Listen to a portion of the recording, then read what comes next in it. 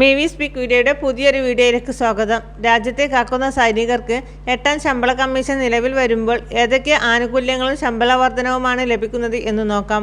വിശദ വിവരങ്ങളിലേക്ക് കടക്കും മുന്നേ ചാനൽ ആദ്യമായി കാണുന്നവരാണെങ്കിൽ സബ്സ്ക്രൈബ് ചെയ്യുക, ലൈക്കും കൂടി ചെയ്ത് സപ്പോർട്ട് തരിക. 7ാം ശമ്പള കമ്മീഷൻ ഏറ്റവും റിസ്ക് കൂടിയ മേഖലയായ സിയാച്ചിൻ സേവനമനുഷ്ഠിക്കുന്ന പട്ടാളക്കാർക്ക് സിയാച്ചിൻ അലവൻസ് അനുവദിച്ചു. നിലവിൽ ഒരു അലവൻസ് റേറ്റ് വർദ്ധിപ്പിച്ചിട്ടുണ്ട്. അലവൻസ് 8നും അതിന് താഴേക്കും ജവാന്മാരുടെയും ജൂനിയർ കമ്മീഷൻ ഓഫീസർമാരുടെയും അലവൻസ് പ്രതിമാസം 14,000-ൽ നിന്നും 30,000-ആയി വർദ്ധിച്ചു. ലെവൽ 9 മുകളിലുള്ള ഉദ്യോഗസ്ഥരുടേത് 21,000-ൽ നിന്നും 42,500-ലേക്കായി വർദ്ധിച്ചു. സിയാച്ചിൻ അലവൻസ് മുമ്പത്തേതിൻ്റെ 2 ഇരട്ടിയാണ് വർദ്ധിപ്പിച്ചത്. Special compensatory allowance, Sundarban allowance, tribal area allowance ഇവയെല്ലാം DNA-യിൽ ഉൾപ്പെടുന്നു. ഭൂമിശാസ്ത്രം, കാലാവസ്ഥാപരമായ സവിശേഷതകളുടെ അടിസ്ഥാനത്തിൽ 3 തരം DNA-കളാണ് ഉള്ളത്.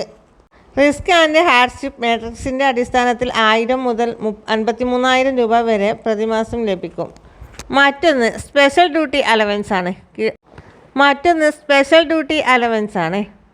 വടക്കുകിഴക്കൻ സംസ്ഥാനങ്ങളിലും ലഡാക്കിലും ദ്വീപുകളിലും സേവനം ചെയ്യുന്നവർക്ക് സ്പെഷ്യൽ ഡ്യൂട്ടി അലവൻസും DNA-യും ഒരുമിച്ച് നൽകില്ലെന്നാണ് 7ാം ശമ്പള കമ്മീഷൻ്റെ നിർദ്ദേശം.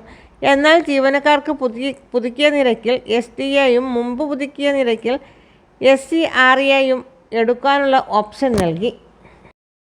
8ാം ശമ്പള കമ്മീഷനുകളുടെ രൂപത്തെക്കുറിച്ചുള്ള ചർച്ച പുരോഗമിക്കുമ്പോൾ കേന്ദ്ര സർക്കാർ ജീവനക്കാരുടെ ശമ്പള പരിഷ്കരണത്തെക്കുറിച്ച് ആകാംക്ഷ നിലനിൽക്കുന്നുണ്ട്.